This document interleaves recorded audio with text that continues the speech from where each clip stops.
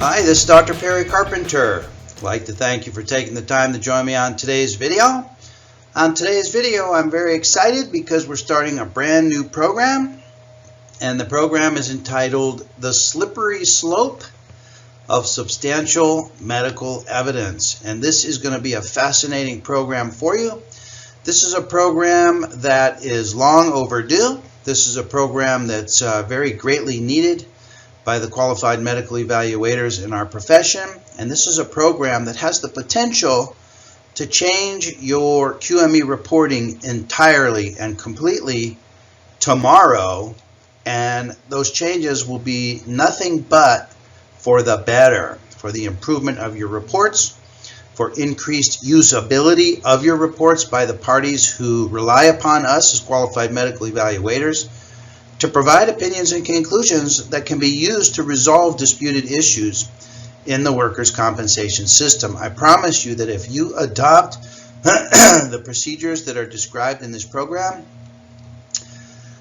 you will be contributing to an improvement in the system as a whole, because your reports will once and for all be able to be used to resolve the disputed issues for which you were hired for in the first place. And with an improvement in your reports, the system will flow quicker, the system will flow more smoothly, cases will move toward resolution without extended delay after delay after delay as the parties have to come back to you over and over and over again for you to clarify your opinions and conclusions and to qualify your opinions and conclusions as substantial medical evidence, so that they can actually be used to resolve the disputed issues. So I have a fascinating program for you, and I'm excited to present this to you for the first time anywhere in our profession. We are going to be together for 6 hours of intensive study on the nuts and bolts and skeleton and bones of substantial medical evidence. And this is the program which is the very first of its kind. This is brought to you by easycontinuingeducation.org and our team of hardworking researchers here. I'll be your narrator and moderator and presenter for this course. And just want to share with you some of the other services that we have available for you here at easycontinuingeducation.org. Number one, we are now the state's largest provider of continuing education home study courses. At the time this video is being recorded, we have over 40 6-hour programs. That's over 240 hours of educational home study course materials for you, specifically on the work that we do in the face-to-face evaluation and in producing the written reports that we put our signatures on and pop into the mail. We have a growing library of QME success products, which are designed to help you succeed as a qualified medical evaluator by helping you to produce better work products and to work more efficiently and to save time as a qualified medical evaluator. We have the industry's lowest cost on examination instruments that are specific to the AMA guides and are specific to the face-to-face physical examinations that we in the medical legal setting do. We also have available QME consulting services for those of you who find yourself at a sticking point or at a clogged up point in your evaluation, or maybe you have an upcoming deposition and you're wondering what you can do to prepare for that upcoming deposition. We provide QME consulting services on a wide range of issues. So if you're having any type of a stall or a delay or a hiccup or a choke point with a case that you're working on, feel free to give us a call and we'll help you out on that. And then we also have available for you QME virtual office services, which can help you as a qualified medical evaluator to more efficiently and time effectively complete your evaluations by having our dedicated and trained staff perform many of the mechanical and administrative functions that are required of you as a qualified medical evaluator. So I'm excited to be with you here today as we begin today's discussion on substantial medical evidence. And with that as our introduction to today's discussion, let's begin. Okay, so now let's begin. And we're talking for the next 6 hours in this program about one thing and one thing only, and that is how to qualify the opinions and conclusions that you offer in every section of your report, wherein you provide an opinion, wherein you provide a conclusion. How to qualify those opinions and conclusions as substantial medical evidence. Now, you've heard the term substantial medical evidence, and you may have a sort of a generalized feeling as to what the term substantial medical evidence means. And in today's program, we're going to talk about substantial medical evidence, and we're going to define substantial medical evidence. We're going to define what it means for your opinions and conclusions to qualify as substantial medical evidence. Now, when we talk about substantial medical evidence, you might think that this is sort of a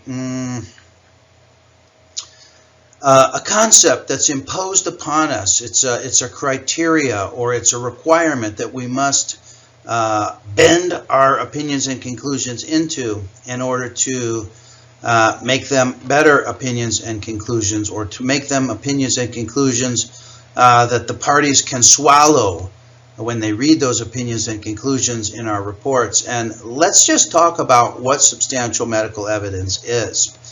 Substantial medical evidence is not a punishment. It's not a demerit to you as a qualified medical evaluator to force you to do something that you're not willing to do. It's kind of like your grandma used to make you swallow a teaspoon of castor oil. What substantial medical evidence is the minimum criteria. It's the minimum criteria that your opinions and conclusions must meet in order for those opinions and conclusions to be able to be used by the parties in resolving disputed issues in the workers' compensation system. So the courts, the judges and the courts, when they look at opinions and conclusions, they look at opinions and conclusions and they ask themselves, very first question, is this an opinion or conclusion that's substantial? Is it an opinion or conclusion that qualifies as substantial medical evidence? Now, substantial is a takeoff on the word substance. So your opinion must have certain substance to it in order for that opinion or conclusion to be able to be used, in order for that opinion and conclusion to qualify as an opinion that can be used by the parties to resolve the disputed issues. So the opinion or conclusion must have certain substance to it. And we're going to talk about what substance is required to be in your opinion and conclusion to solidify it in concrete as a substantial medical opinion. So in our program, we're going to have a very set specific table of contents and series of topics that I want to share with you. In the first portion of our program and throughout today's discussion, we're going to define substantial medical evidence and clarify in our own minds once and for all what it's going to take for your opinions and conclusions to rise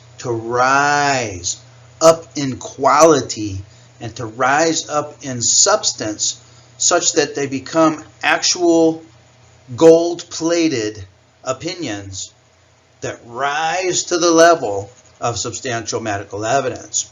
So once we have that defined, I'm going to encourage you to rely on substantial medical evidence as your new system for medical decision making.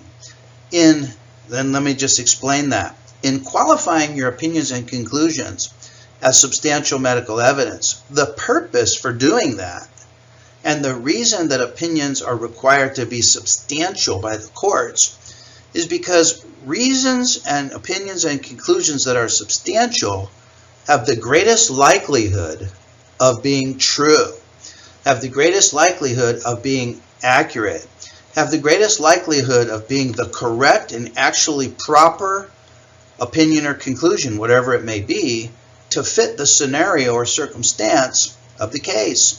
Substantial opinions are opinions that, when they pass through the filters or the criteria that qualify those opinions as substantial, by the time the opinion or conclusion passes through the filters, what falls out the bottom of the filters is a true opinion, is an accurate opinion.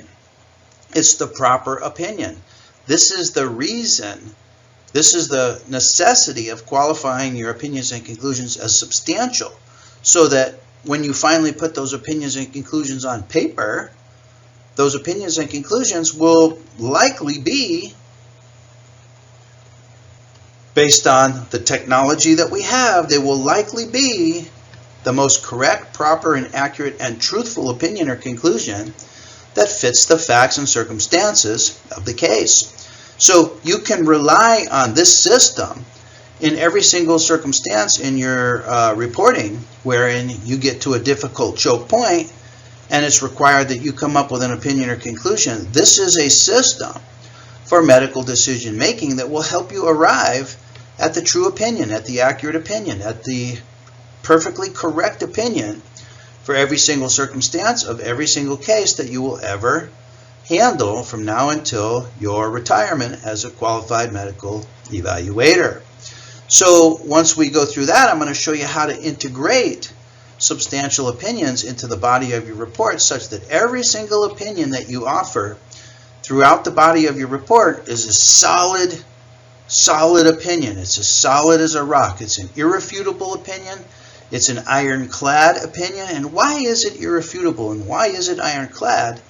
It will be those things because the opinion has survived the rigors. You know, it's kind of like, you know, in football practice training sessions, they have the running back run down between the linemen. There's two lines of linemen, and the running back grabs the ball close and tucks his head down and runs through the linemen, while the linemen all take their shots of sticking their shoulder into the running back as he runs by. Well, by the time the running back gets through the gauntlet of linemen, he survived the gauntlet of linemen. And similarly, by the time your opinion gets through the linemen of substantial medical evidence, if that opinion, like the running back, makes it through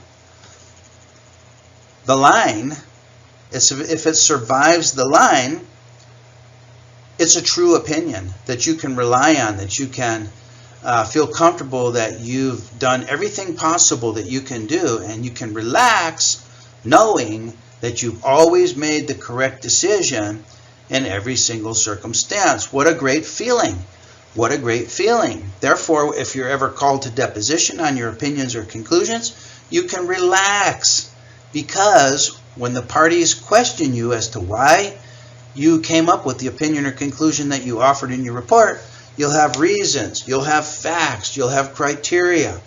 Your opinion will qualify as substantial medical evidence, and there's not a single person in the entire system that can ask anything more of us as qualified medical evaluators.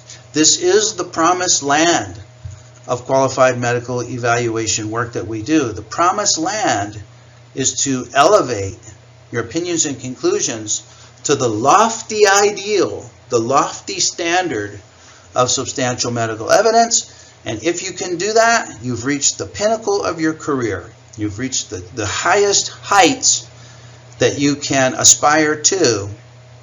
You will have made it, because you will have adopted and incorporated a system of medical decision making that will never fail you. It will always be there for you, and it will always provide you with the correct, truthful, and accurate opinions. And then finally, after we go through all those steps, we're going to go through some case examples in the case law where qualified medical evaluators have successfully qualified their opinions and conclusions as substantial medical evidence, and those opinions and conclusions have been upheld by the judges and the parties. And then we're going to review some cases where, unfortunately, the qualified medical evaluator was not able to provide opinions and conclusions that qualified as substantial medical evidence, and we're going to review the outcome of those cases as well. The purpose of reviewing these cases is to help us improve, and become more efficient at the whole process of providing opinions and conclusions that are substantial. So in the beginning, as we go through this material, you're going to find that you begin by adopting the substantial medical evidence concept as a method of writing your opinions and conclusions, as a method of sitting down at the computer and taking your opinions and conclusions through the criteria to qualify them as substantial. And it will be a very mechanical and thought-intensive process for you. But by the end of the program, you are going to have noticed a shift in your understanding of substantial medical evidence, such that qualifying your opinions and conclusions as substantial becomes not a way of writing, but actually a way of thinking. And as it becomes a way of thinking, it becomes actually a way of life.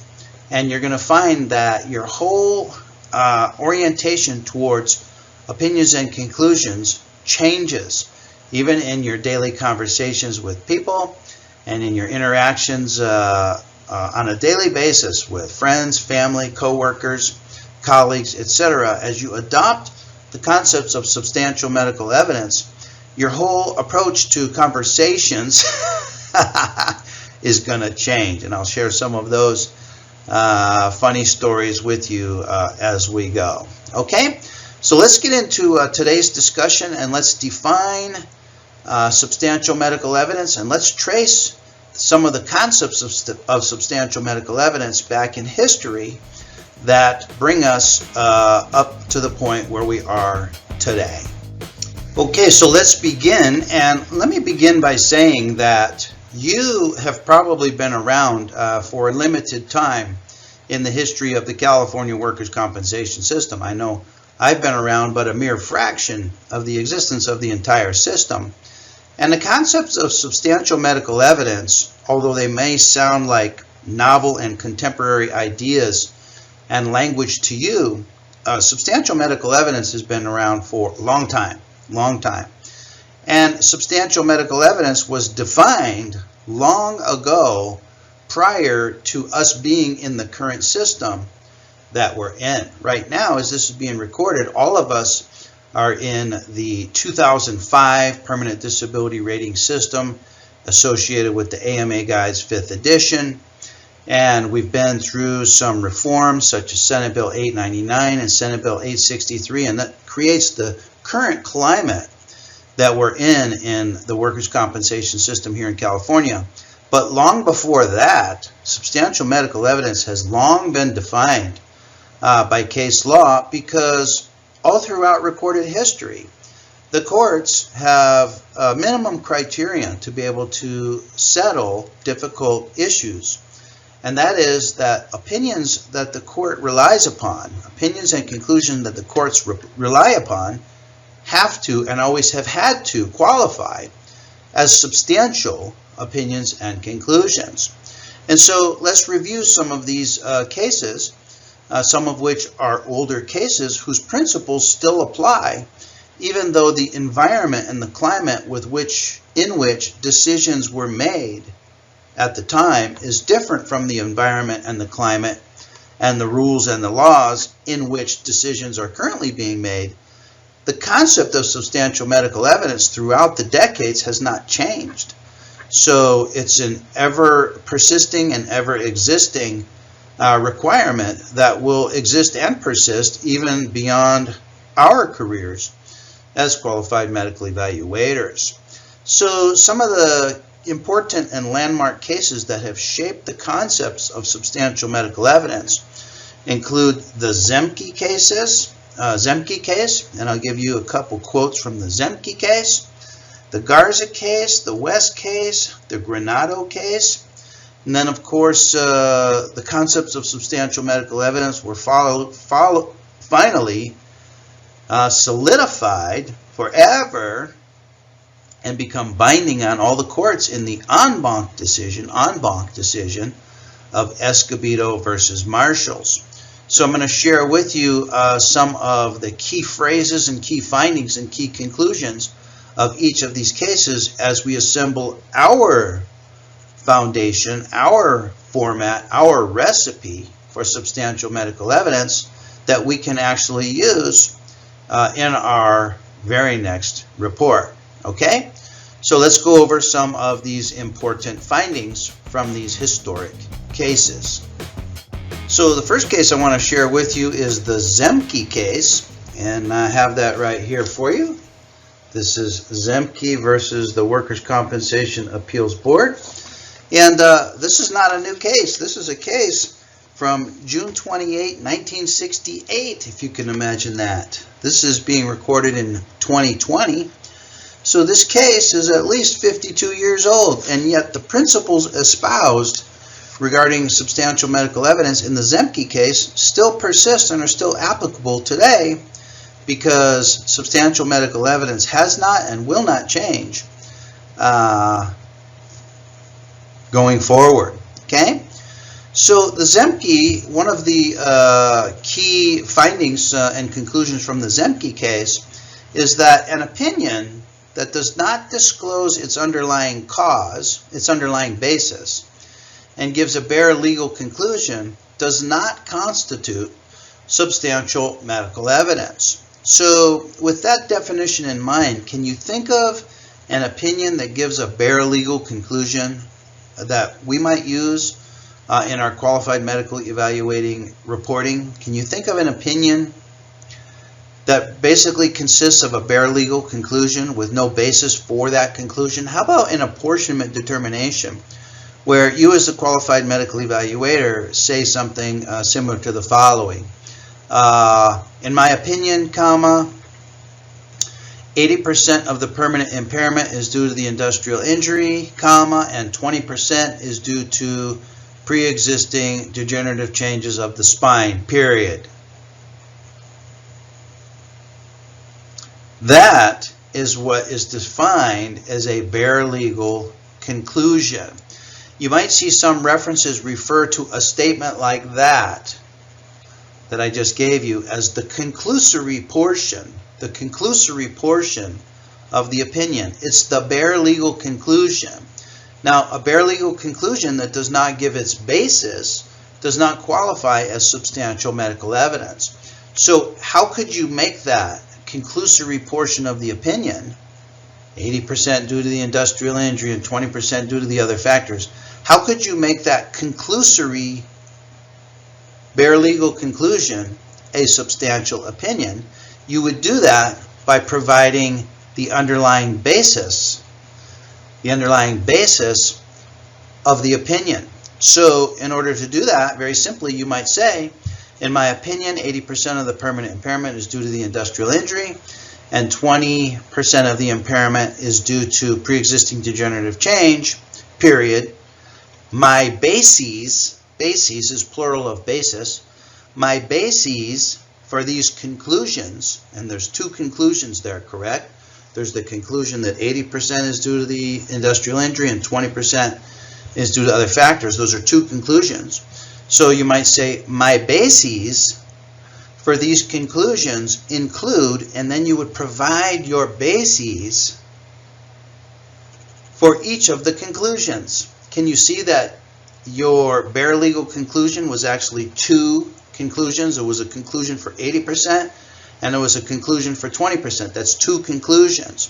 So then if you took those two conclusions in your report and you provide bases for each of those conclusions and you support the bare legal conclusion, then the bare legal conclusion starts to rise in substance and starts to become more of an opinion that's actually true.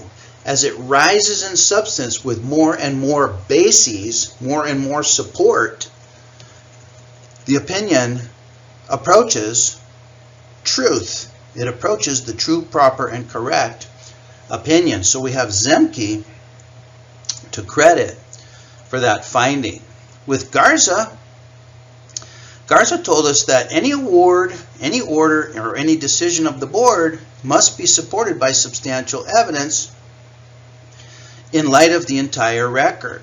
So when you submit your opinions and conclusions in your qualified medical evaluation report, the parties, which could include claims administrators, applicant attorneys, defense attorneys, judges, appeals board judges, okay, the parties that are going to look at your report, they first assess your opinions and conclusions by passing it through one filter. They pass your opinions and conclusions through one filter. And they ask themselves, first of all, regardless of what the conclusion is, okay, if it's an apportionment conclusion for 80-20 or 70-30, or it's a permanent impairment opinion or conclusion, or it's a causation AOE COE conclusion, regardless of what the conclusion is, regardless of what the substance of the conclusion is, they ask themselves first, is this an opinion that's substantial? Does it qualify as a substantial opinion? If it qualifies as substantial, then we can get into the meat of the opinion. But before they can even get into the meat of the opinion, they have to first qualify it and determine that it's a substantial opinion first, okay? Because all awards and orders must be supported by substantial evidence. It's the law. It's the law. It's nothing personal. When the parties come back to you and say they need clarification on you, it's not because they're hassling you. It's because they're trying to get you to elevate and escalate your opinion to a substantial opinion, okay? And then West told us that an expert opinion is no stronger than the facts upon which it is based. So imagine that someone came up to you and provided a bare legal conclusion or an opinion such as LeBron James sucks, or the 49ers suck, or Ty Cobb was the best baseball player in history, or some opinion like this, right? Those opinions are bare legal conclusions, and you know what they say about opinions. Everyone has one. Well, those opinions, as stated by the speaker of those opinions form the conclusory portion of the opinion. Now, conclusory opinions have no value in the workers' compensation system, and you're going to start to find that conclusory opinions have no value in your life as well. Opinions, in order for opinions and conclusions to be something that you, even in your personal life, could rely upon, you're going to be concerned about the bases or the facts upon which that opinion is based. So when someone comes to you and says LeBron James sucks, if they followed up that comment by saying LeBron James sucks, and the reason he sucks is in the current year, his defensive stops are down 10%. His scoring percentage, whereas last year was at 38%, this year he's down to 34%. His free throw percentage has dropped, and they give you facts and facts and facts and bases and support for the conclusory portion of the opinion. The more substantive and more substantial is the opinion, especially if all of those facts and statistics are verifiable and actually true factual statistics, okay? So that is another aspect upon which we're going to build the foundation of our opinions, and that is they must be based on facts, actual true facts. An opinion is no stronger than the facts upon which it is based. And then finally, the Granado case says a mere legal conclusion does not form a basis for a finding. A finding can only be established when the conclusion is supported by facts, reasons, and bases for the conclusion. Okay? So there's 4 cases that historically have contributed to our understanding of substantial medical evidence. And let's review some additional cases as well. And then we learned from the Bassett case that the chief value of an expert's testimony, and that's us, qualified medical evaluators, are experts, and we provide our testimony in the form of our written reports, in the form of supplemental reports, and then also in the form of our deposition testimony. So we provide testimony. Well, the value of our testimony rests upon the material from which our opinions are fashioned and the reasoning, keyword reasoning, by which he or she progresses from the material to the conclusion. And it does not lie in the mere expression of the conclusion. LeBron James sucks. Ty Cobb was the best baseball player in history. 80% of the impairment is due to the industrial injury and 20% is due to other factors. The mere expression of the conclusion, the conclusory portion of the opinion. The value does not lie in the conclusion. The value is not in the conclusion. In my opinion, Mr. Jones qualifies for 13% whole person impairment due to the DRE category 3. The mere expression of the conclusion. The value of the conclusion is based upon the reasoning. The reasoning. They tell us in the Bassett case, the opinion of the expert is no better than the reasons upon which it is based. So, how could you make your opinions or conclusions after you provide the mere expression of the conclusion? After you provide the conclusory portion of the opinion, how could you then elevate the conclusory portion of the opinion? How could you elevate that to a substantial opinion? You do that by providing the reasons behind the conclusion. So you might say as follows: Ty Cobb is the best baseball player in all of Major League Baseball history. There's your conclusion. Then you might say, and let me tell you why.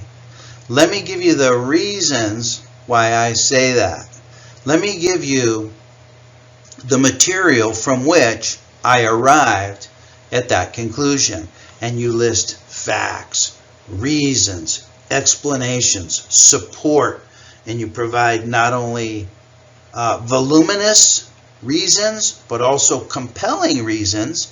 And as your reasons list grows, and the compellingness, if that's even a word, the compellingness of your reasons, or the accuracy of your reasons, or the truthfulness of your reasons accumulates, that becomes an opinion that no party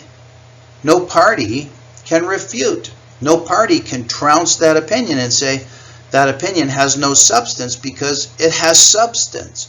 It's been supported with bases. It's been supported with facts. It's been supported with reasons.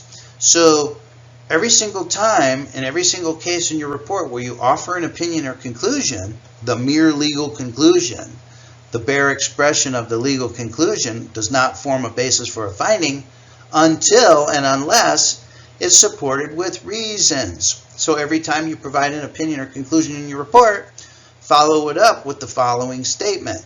Reasons for this conclusion include, and then bullet point after bullet point after bullet point, with voluminous and compelling reasons, and each reason that you cite that supports your opinion and conclusion, like cream rising to the top of a cup, your opinion rises to the lofty standard, the high ideal, the promised land, the QME promised land of substantial medical evidence. Okay? So we're getting there with each of these cases, and each of these cases provide us a new criteria or a new definition of what it means to qualify our opinions as substantial opinions. Finally, and the case upon which now we all rely, and the case which describes basically all of the criteria that we'll ever need, is the Escobedo case. So let's talk about Escobedo. Now in Escobedo, Escobedo really sets out and spells out for us what it is that we must do to qualify our opinions and conclusions as substantial opinions and conclusions. And before we get into those criteria described in the Escobedo case, let me just ask you, throughout your daily interactions with the people close to you in your life, whether that be family members, co-workers, workout partners, what have you, how many times do you engage in conversation with these people wherein the conversation devolves or defaults into conclusory opinions? I do this all the time. I find myself in conversation with my wife, and my wife, because she's not aware of the concepts of substantial medical evidence, she provides conclusory opinions all the time. Let me give you an example. This is just an example. We'll be down on the freeway, trying to get on the freeway, and there'll be a clog in the traffic on the freeway, and she'll say something like, everyone's going to Lake Tahoe today. Okay, if there's a lot of traffic moving in the direction of Lake Tahoe, she'll say, everyone's going to Lake Tahoe for the weekend. And now that I'm aware of the concepts of substantial medical evidence, I'll say to her, well, honey, that's speculative. That's speculative. So in saying everyone's going to Lake Tahoe for the weekend, that's a bare legal conclusion, or a bare conclusion. It's not a legal conclusion, it's a bare conclusion. It's the mere expression of the conclusory portion of the conclusion, of the opinion. Now, if she was to follow that up and say, well, look at the number of cars that have boats, and look at the number of cars that have bicycles on the back of bicycle ramps. They're probably going to Lake Tahoe for the weekend, and they're bringing their gear. And look at the number of minivans and small SUVs that are loaded to the gills heading in the direction towards Lake Tahoe. These are some supporting reasons that would support her conclusion that everyone's going to Lake Tahoe for the weekend. And this is just one example. We engage in these conclusory opinions all the time in our life, but in our medical reporting, we cannot engage in conclusory opinions. We have to provide opinions and conclusions that are substantial opinions, and the Escobedo case really pointed out the difference between conclusory opinions and substantial opinions. So Escobedo told us, in order to constitute substantial medical evidence, a medical opinion must be predicated on reasonable medical probability. So let's just talk about that for a second. It must be predicated on reasonable medical probability. Reasonable medical probability means that the opinion has a 51% or greater likelihood of being correct. So when you provide an opinion or conclusion, you ask yourself, is this opinion reasonably medically probable? Is it reasonably medically probable that this opinion or conclusion is correct? Is it reasonably medically probable, greater than 51% likelihood that is, that this opinion and conclusion that I'm offering in my report is correct? If you're not convinced that it's 51% or greater likelihood of being correct, don't provide the opinion. If it doesn't even rise to this minimal standard, right, only 51%, one little iota greater than chance, percentage possibility of being correct, probability of being correct, don't offer the opinion. So when you offer your opinion based upon reasonable medical probability. So for example, you would do that by saying, in my opinion, comma, within reasonable medical probability, comma, 80% of the permanent impairment is due to the industrial injury, and 20% is due to pre-existing degenerative change in the spine, period. Reasons for that conclusion include, and we went over how to provide reasons, but you predicate the opinion. It says it must be predicated on reasonable medical probability. So in every single opinion or conclusion that you offer in your report, you use the same phrase over and over and over again. In my opinion, comma, within reasonable medical probability, comma, and then you provide the conclusion, and then you provide the basis or the reasons for that conclusion underneath the conclusion. Okay? So this is called predicating your opinions on reasonable medical probability. Says a medical opinion is not substantial medical evidence if it is based on facts no longer germane, if it's based on an inadequate medical history or an inadequate medical examination. Let me ask you, what would qualify as an adequate versus an inadequate medical examination? What would qualify as an adequate examination? Is the examination that you're performing in the face-to-face physical exam with your examinee, is it an adequate examination according to what would be defined by Escobedo? How would you define an adequate examination? Well, I would say, using similar language to what Escobedo uses, an examination is not adequate, is not adequate when the qualified medical evaluator does not use the instruments that are described in the AMA guides. So imagine you're reporting your findings on lumbar spine range of motion measurements and you're not using dual inclinometers as described in the AMA guides. Would that qualify? Would your findings on lumbar spine range of motion qualify as substantial findings if they're not based on the instruments that are described in the AMA guides? I would say not.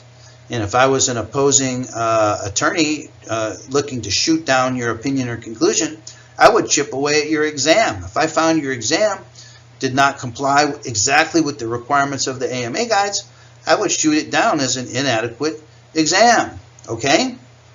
Thus, the need to perform your physical examination procedures and to use the instruments that are exactly described in the AMA guides. And many qualified medical evaluators don't even have the instruments. They don't have Sims-Weinstein monofilaments. They don't have inclinometers. They don't have JMAR grip dynamometers. They don't have the instruments. They haven't made the investment to obtain the instruments, the protractors and the goniometers and the tape measures and the monofilaments and all the measuring devices that are described in the AMA guides. And I would argue that those qualify as inadequate medical examinations, which would disqualify the findings as not substantial findings. Okay? And a medical opinion is not substantial medical evidence if it's based on incorrect legal theories. And this is important because legal theories change over time. As laws change over time, the principles by which we make our decisions change as well, and we must be basing our opinions and conclusions on legal laws and theories that are existing at the time that we offer our opinions and conclusions. If those opinions or conclusions are based on surmise, speculation, conjecture, or guess, then those don't qualify as substantial medical evidence. When my wife says to me, well, everyone's going to Lake Tahoe for the weekend, I can confidently say to her, honey, you're speculating.